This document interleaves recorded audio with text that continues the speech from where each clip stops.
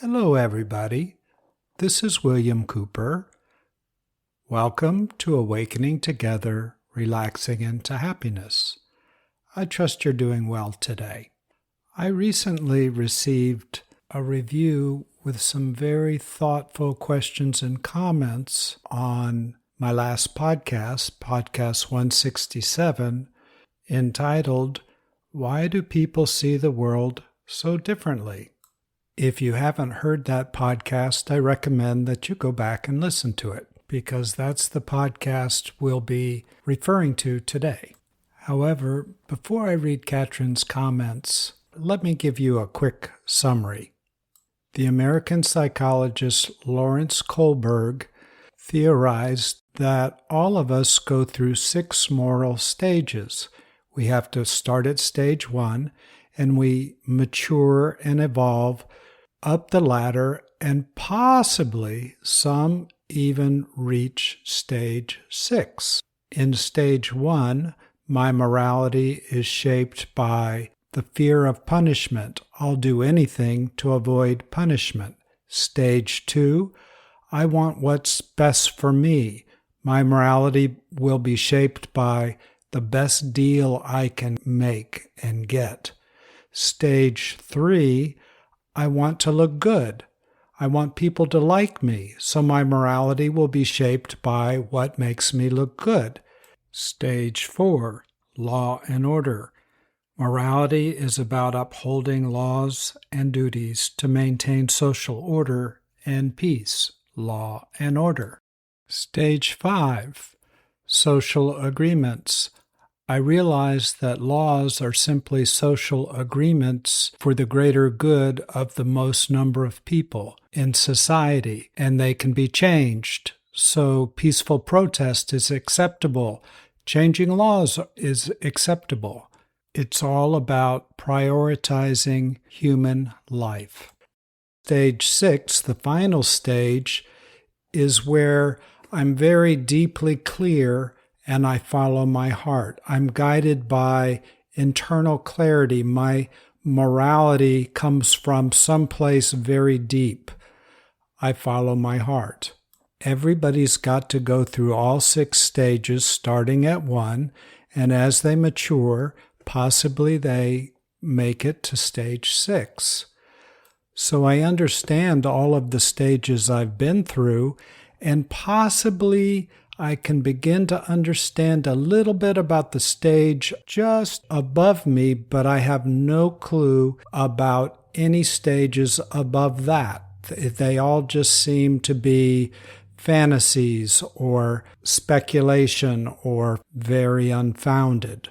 So if I'm at stage 2, for instance, anybody that's at stage 4, I might think is crazy or fantasizing or making stuff up, and certainly anybody in stage 5 or 6, same thing.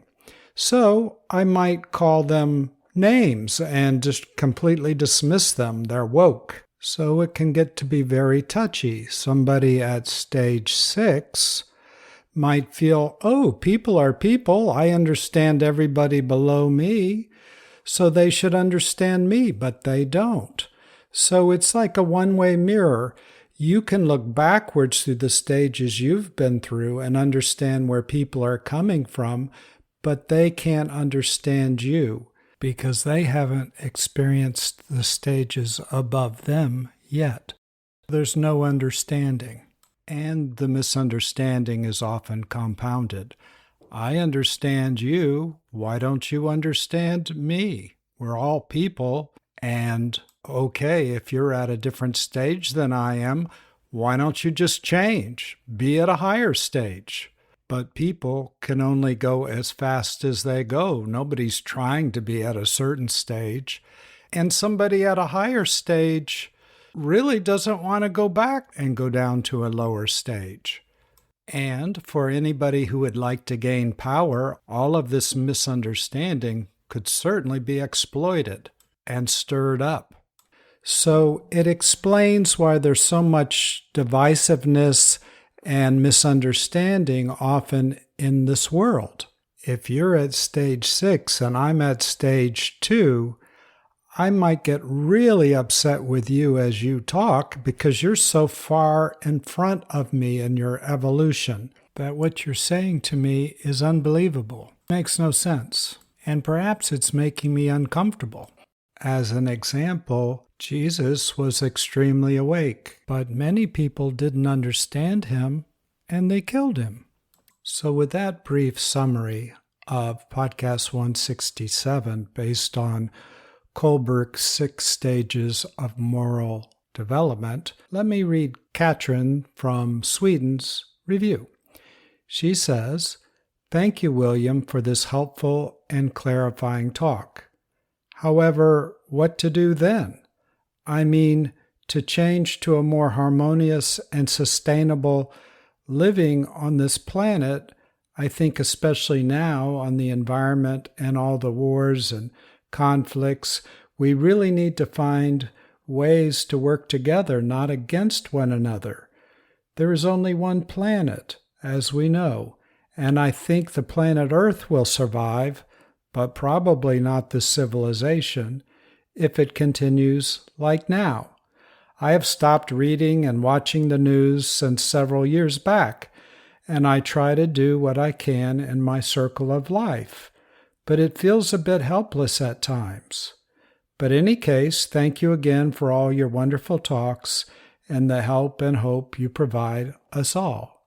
Catrin, Sweden. Thank you, Catrin, and that is such a beautiful and deep question that you ask in your review that I wanted to respond to a bit in this podcast. I have to say, though, that there's really nothing I can say in a podcast that will cover every eventuality in answering your great question, because we're all in duality, and there are infinite scenarios, and remember, we inhabit quite a number of different realities all at the same time, perhaps an infinite number of realities. So the answer given that would address one reality that we experience won't necessarily address another reality. So to be clear, we have to be clear on all of our realities that we inhabit, that we're working out. So any answer I give is not going to touch everything, but I'll say a few things that will touch some things. It's a beginning. It's a start. I'll let everybody fill in the gaps and respond internally to what I address, and then fill in the gaps for the other realities that they inhabit. There's our infinite self, our personal self, our social self, our physical self, our intellectual self, our emotional self, and on and on and on. And even within relationships, there's so many facets and twists and turns. So it's really quite a big question, as most very good ones usually are. In Kohlberg's 6 stages of moral development, you might notice that the first 3 stages revolve around the personal self. Stage 1 is centered around fear. Stage 2 is centered around an anger of being unfulfilled. And stage 3 is centered around hurt and feeling that I don't have enough love.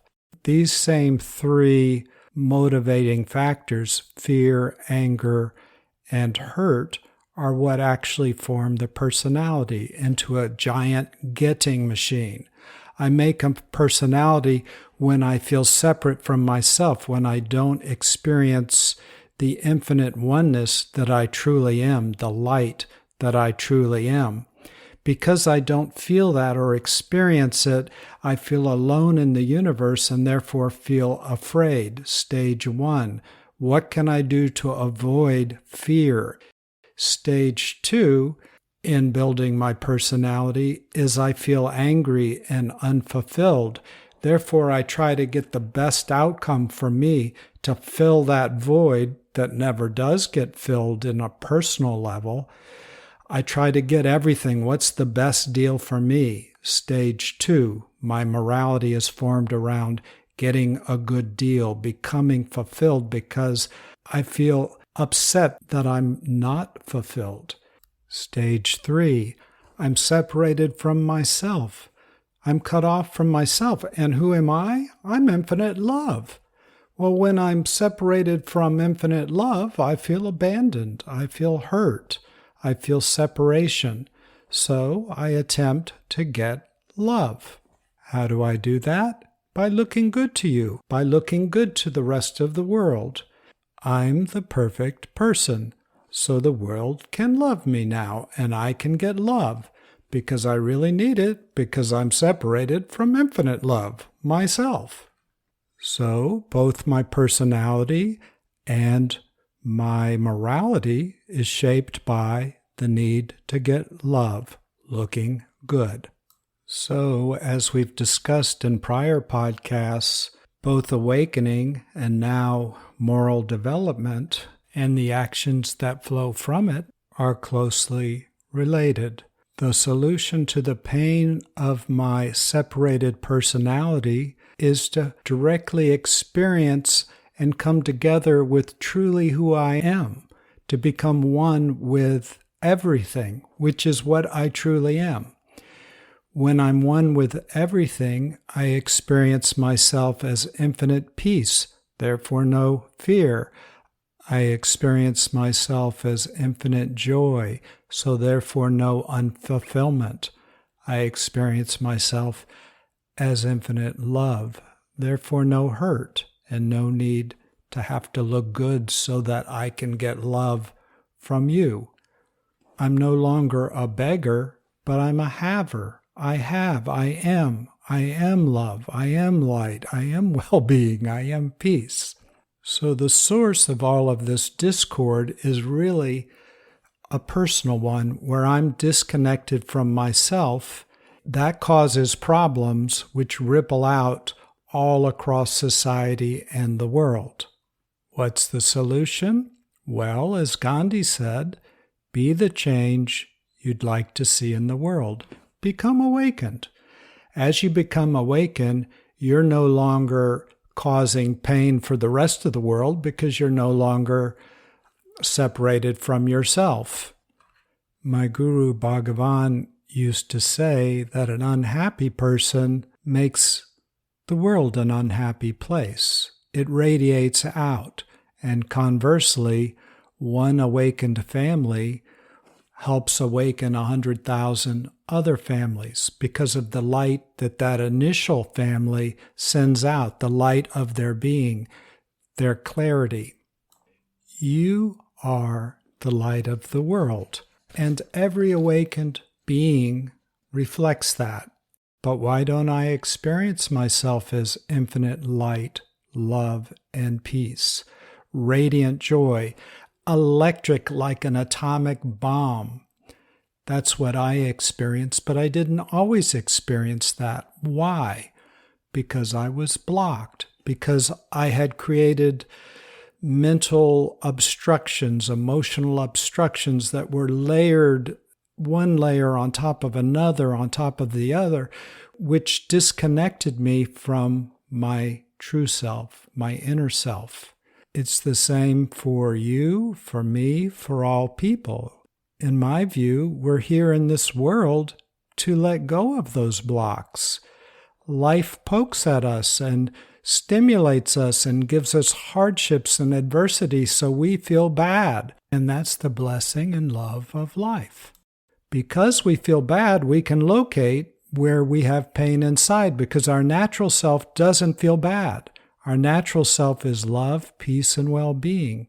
Discord and uncomfortable bad feelings inside are things that I create, that I've been holding on to. I've created them in this life or some past life. I don't know.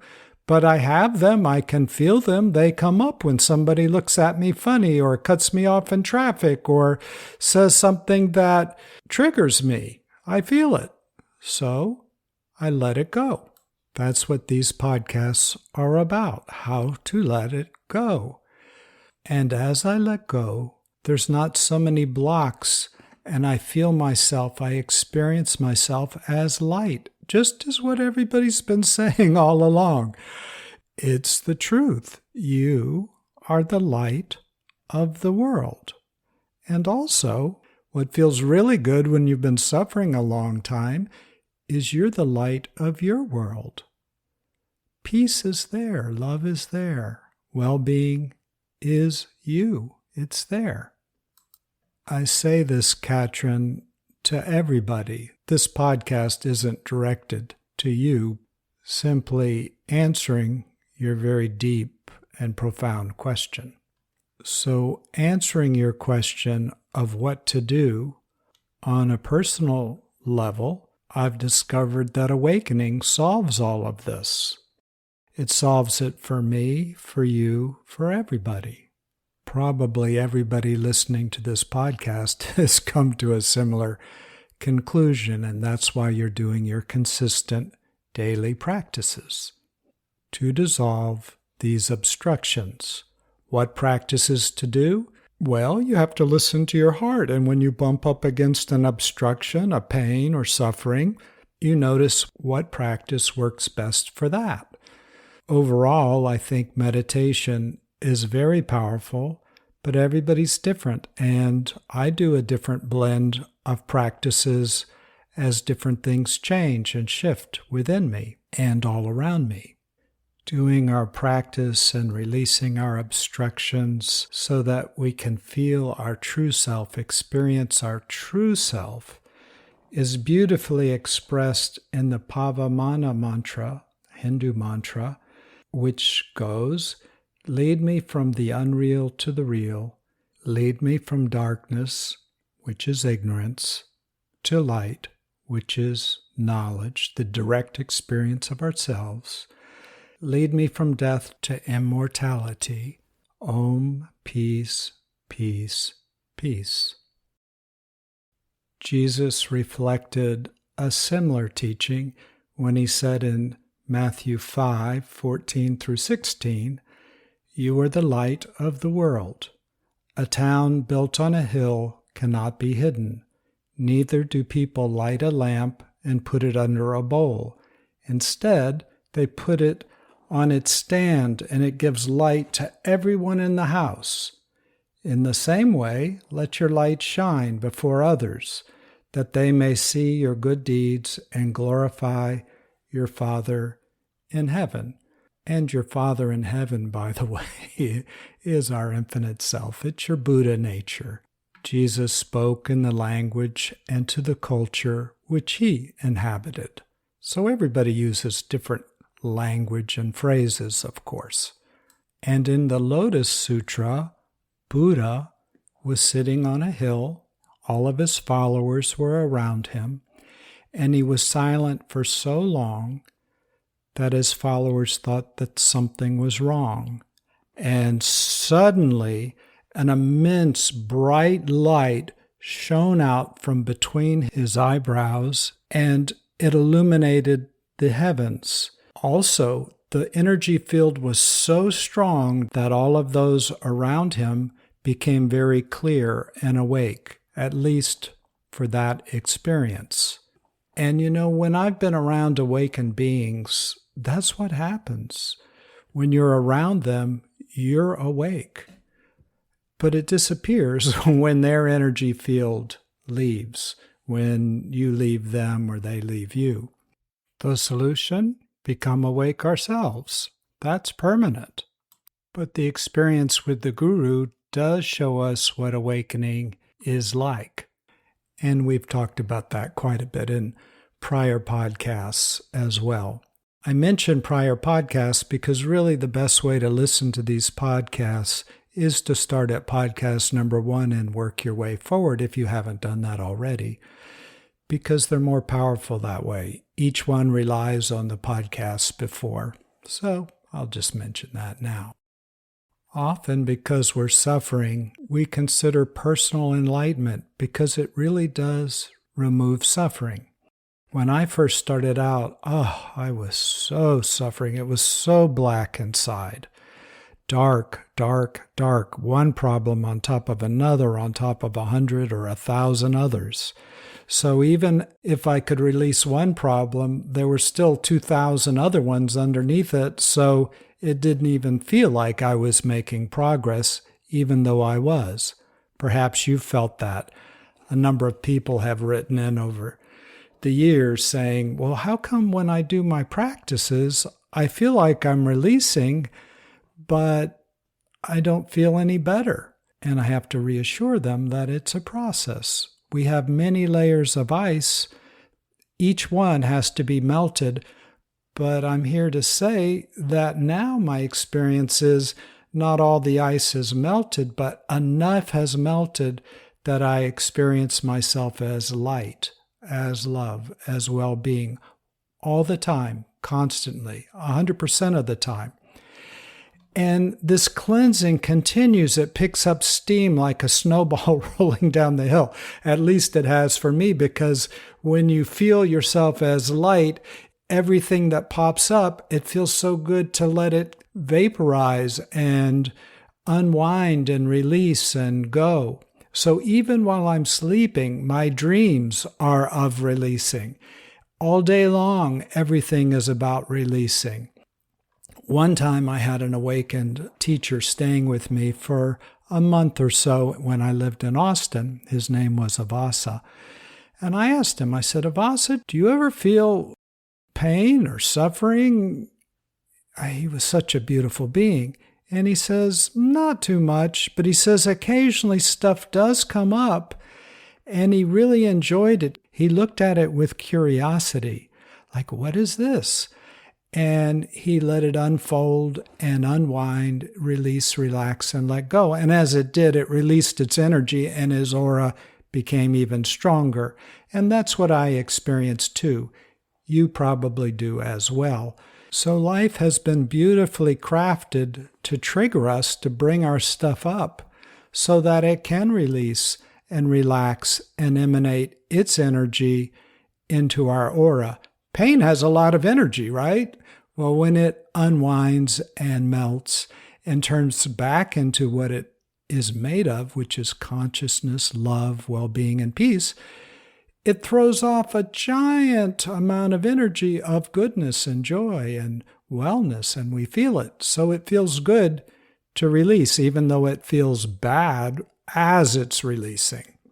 So back to Catrin's question, what can we do about all the discord in the world? Ramana said, when somebody said, Ramana, why don't you do social action? It was during World War II. The Nazis are destroying the world. There's a lot of darkness. Why don't you speak out? And he said, social action is good and fine. And if you feel led to do it, follow your heart and do it. There's a place for that. But I feel it's more powerful if I sit still and awaken deeply, because of the light that I emanate will be much stronger for healing in the world than anything I could do out in the world. Now, I've paraphrased and elaborated on what he said, but more or less that was it. So if you want to heal the world, heal yourself. There's still a place for doing things out in the world. Be the change that you'd like to see out in the world. Gandhi. Now, what we've just talked about is from a personal perspective, healing myself and healing the world out there. But what about a universal perspective? We are infinite. You and I and everything and everybody out there and in here is one. We just are looking through different lenses. Our oneness is simply looking through different lenses, and it appears that we are all different. But there's only one, and that one knows what it's doing. It's infinite intelligence, infinite creative ability. It's what's making everything be as it is. Although it's hard to hear, in the world of duality, there is good and bad. There are upsetting things that happen. Foxes eat cats. Birds eat worms. People eat cows and pigs. On and on and on. There are hurricanes, there are natural disasters, there are earthquakes, there are wars, there are disasters, and the infinite has orchestrated everything. It's an ever-evolving painting. It's an ever-evolving landscape. We don't like some of the duality, and we like other parts. But ultimately, pretty much everybody feels that the earth is beautiful. Nature is beautiful, trees are beautiful, lakes are beautiful. But trees die, leaves die, and in duality, Buddha's first noble truth is all life is suffering. How could a good, infinite, universal energy create suffering when it's ultimately good? The short answer is we need duality to have a world, to have a creation. Trees can't merge with cats, and cats can't merge with worms. If everything merged together, there would just be one big clump and there would be no world. There has to be separation and division. Yet we just talked about separation and division within us causes fear, unfulfillment, and hurt. So the very thing that creates the world, which is separation, creates pain and suffering. To have one, you have to have the other. And at the same time, you have from where it all comes, the infinite. And the infinite is not suffering. In awakening, I feel no suffering. You feel no suffering. You feel infinite peace and wellness and love. And though it's on a higher level, which I couldn't understand, once experiencing it, I see that all creation is made of one simple building block, which is love. It's frozen love, frozen into various objects, trees, cats, dogs, cows, pigs, grass, everything, sky. It's all love. So seeing clearly from deep within you or me, all we experience is love. But at the same time, as Jesus said, be in the world, but not of it. Therefore, we experience all love because we're not wrapped and twisted into the world, but yet we still are in the world. We inhabit the world, so we have compassion because we also understand suffering. You can't be in the world without being affected by it. And we are part of the world. So just by being a person, an individual, a so-called individual person, there's a degree of separation even in the deepest of awakening. Even Jesus felt separation. Father, why have you forsaken me? He said as he was being tortured and crucified. What a horrible thing. But mostly he was in the world, but mostly not of it. And as you awaken deeper and deeper and deeper, you extract yourself from being attached to the world, but you can enjoy everything in the world without being attached to it. More and more and more.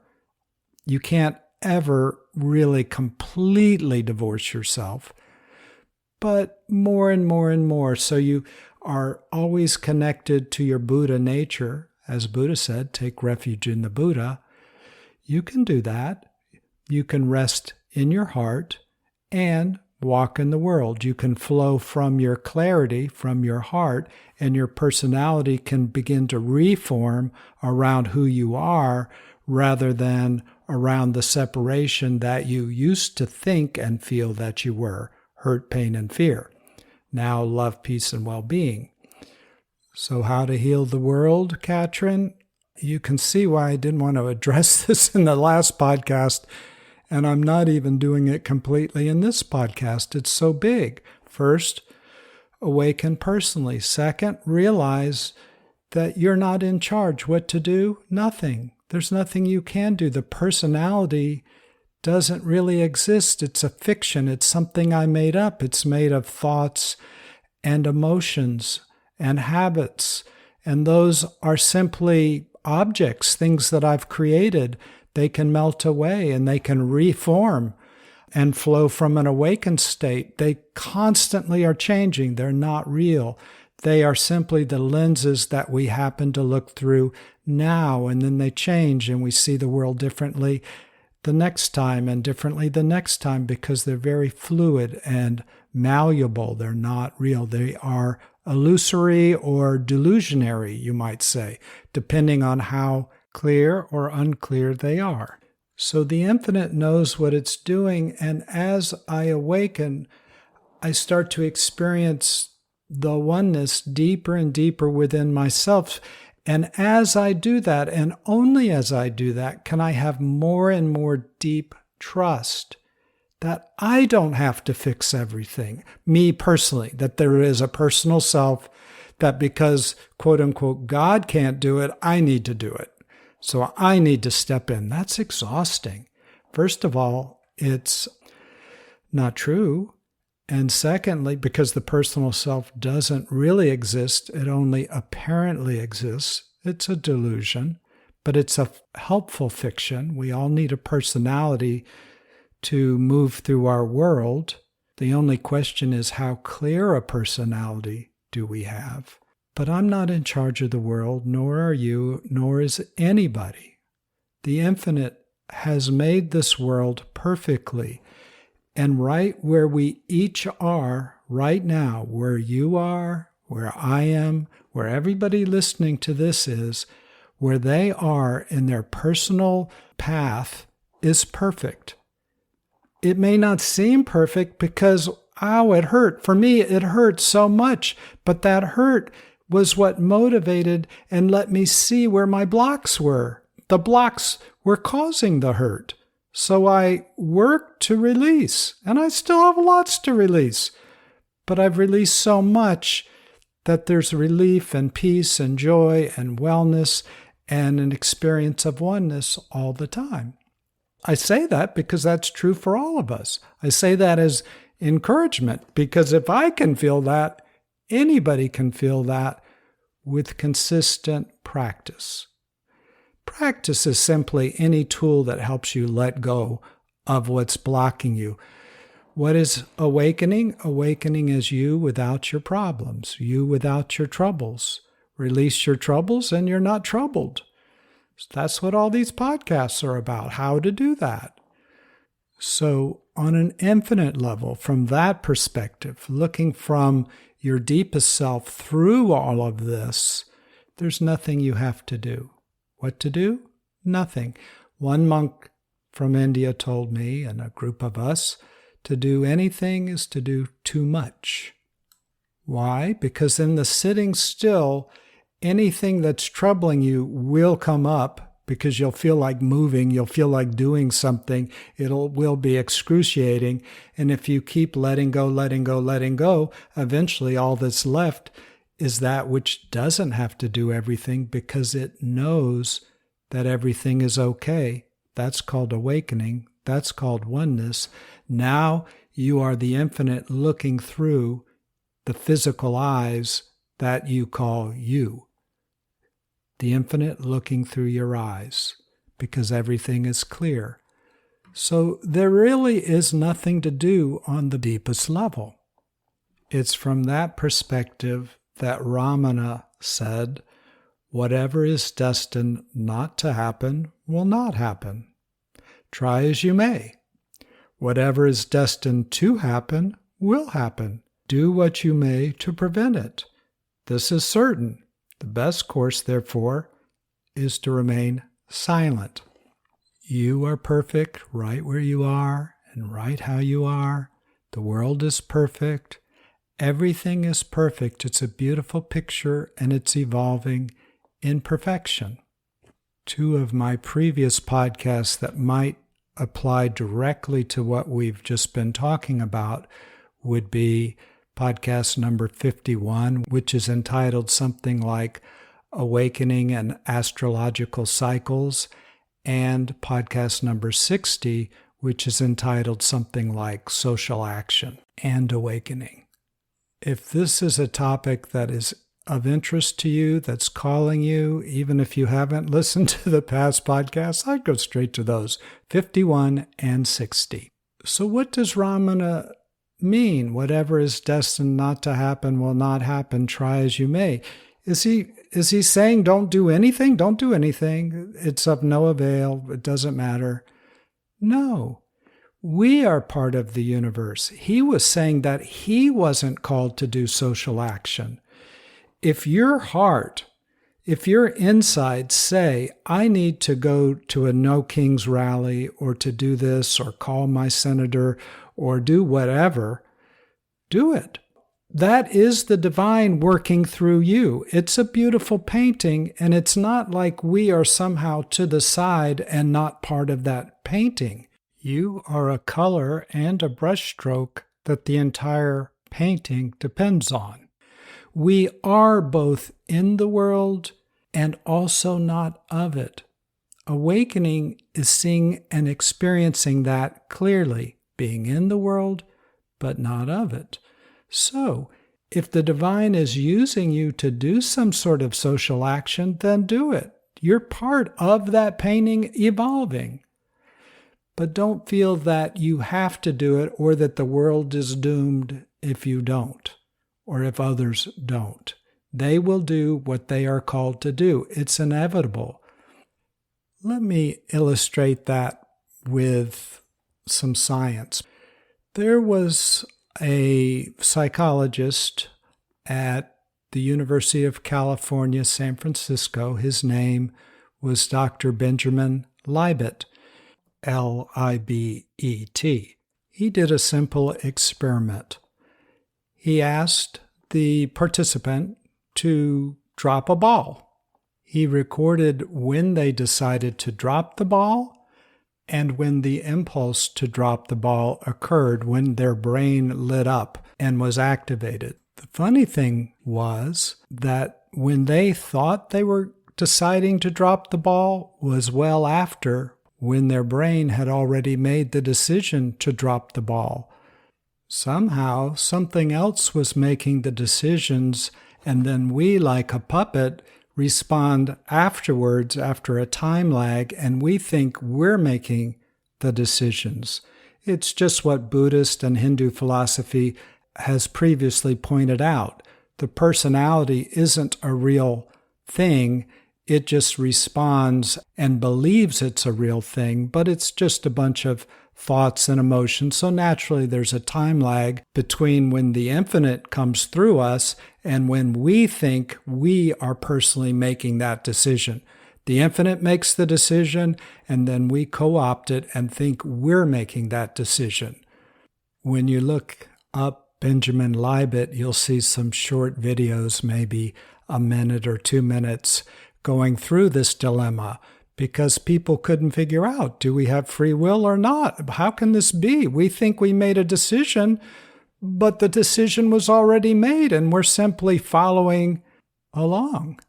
Funny enough, about a decade earlier in 1976, a German neurophysicist named Dr. H.H. Kornhuber, Kornhuber, conducted a similar experiment, and his results were the same. Something made the decision, and after a time lag, the personality thought it was making that same decision. But this is just what we've discussed in other podcasts about the nature of the personality anyway. It's not real, but rather simply functional. So, no matter what I think, I don't exist. The personality is a useful fiction. Therefore, the world is in good hands. I'm in good hands because I don't form myself. Something beyond me, my higher self, has put me in this position that I'm in my life right now, today, where you are right now, today, and it knows what it's doing. It's to your highest and best good. All of us, well, The world is also in these good hands. Everything is in these good hands. So there's nothing that we have to do to save the world. It is already perfect and right where it needs to be, as are you and me and everybody else. This becomes more and more apparent in clarity and deeper awakening, though it's quite a lengthy evolution. And in my process, what happens is I'm suffering and feel pain, so I do my practices. It unwinds, it relaxes, it releases, it dissolves, it releases a large amount of consciousness, love, peace, and well-being into my energy field. I feel better and I become clearer. And as I become clearer, I feel more trusting because I feel myself more as one. As I become clearer and feel more as one, more energy runs through my system. And because more light is running through my system, it bumps into the next hidden object, what has formerly been hidden and repressed, and that comes up, and that's quite painful and overwhelming. And that begins to release, relax, let go, dissolve, creating more light, more energy, more trust, more clarity, which releases all that light, which then goes out to the next level of hurt and suffering, which really hurts. And I experience that. It's overwhelming. So it's a back and forth process into deeper and deeper trust that everything is okay, that the world is okay. So, Catrin, I'm still answering that question. What to do? Nothing to do. It's okay. Unless it's flowing through you to do something, then do that. If you feel called to do it, do it. But ultimately, that's just part of the whole that has all of this in its hands, in pure love and pure purpose and pure creativity. Everything is as it should be, even my action or inaction. My personality doesn't change the world. There's nothing that needs to be changed. It is evolving and in good hands. I hope that makes sense on that level. Okay, let's go back to a personal level. We're in the world. And let's say you're at Kohlberg's stage 5, for instance, or stage 6, and your neighbor is at stage 2. Their morality is based on what's the best deal I can get? How can I feel fulfilled? And they can't understand where you are at all. What can you do? Can you change them? No. We all know in relationships that you can't change the other person. That's the first law of relationships. You can't really change the other person. You can have a discussion, but they are who they are, and they're on their own path and their own timetable and their own evolution. You can't change them. They are exactly where they need to be. They shouldn't be changed. They don't need to be changed. Everything is perfect. You don't need to be changed.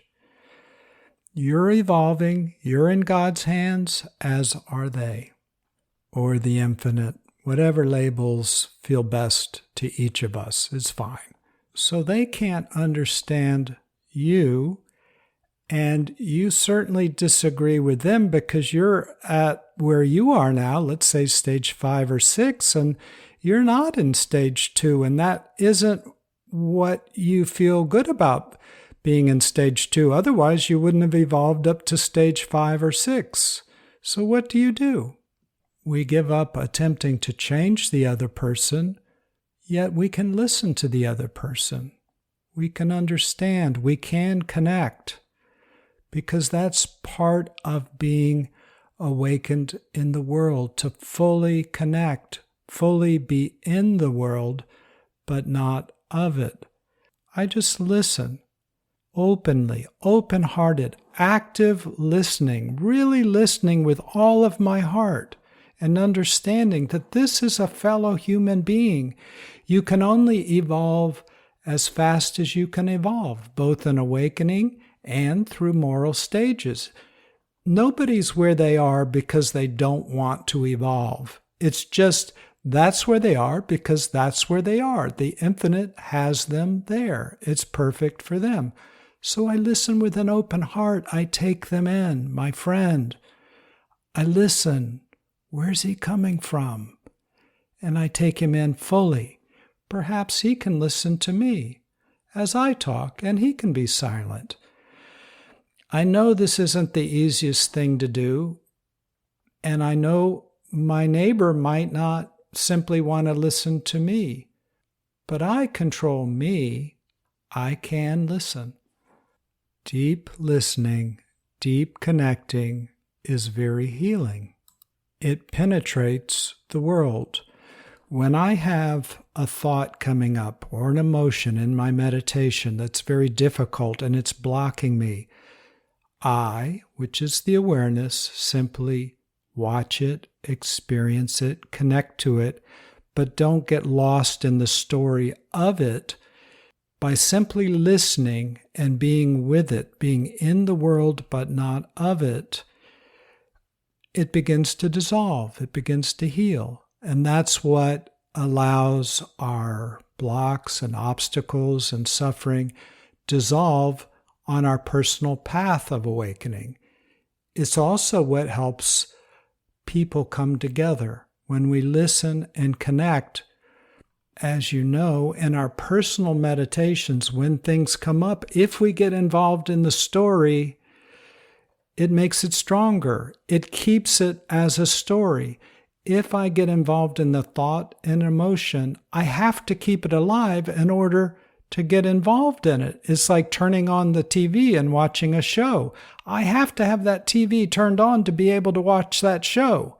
I have to have my thoughts turned on and my emotions turned on and not dissolving and disappearing if I'm going to go into them and experience them.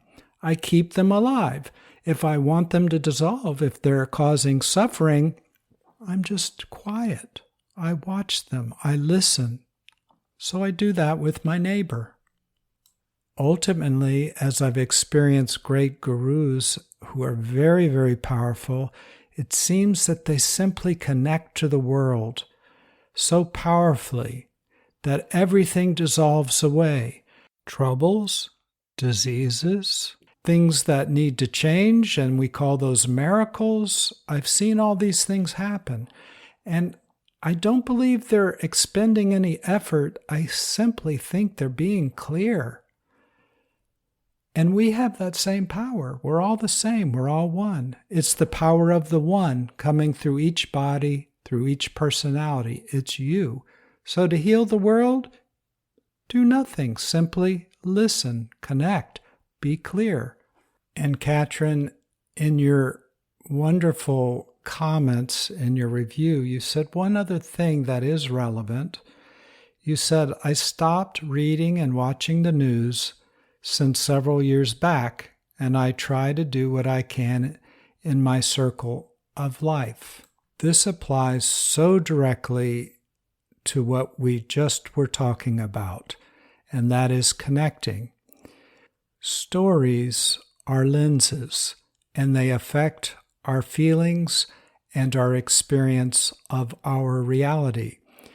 If I'm given an opportunity to watch a horror show or a play that's very depressing, or any kind of TV show that I know is going to be tragic and depressing, I know that if I watch that story, if I connect through those lenses, I'm going to feel bad. If I watch a horror show, remember the old movie called Jaws? I never watched it, but I know people that have, and they're afraid to swim. Still to this day, decades later, they're afraid to swim, that a shark is going to get them. That's the power of a story. That's the power of a lens. In awakening, all your lenses are clear.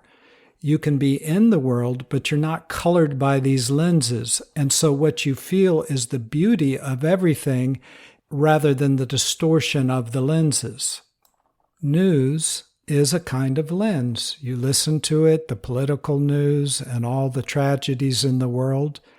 You don't feel better. You start to feel worse and worse and worse. The same with getting involved in our suffering and troubling thoughts.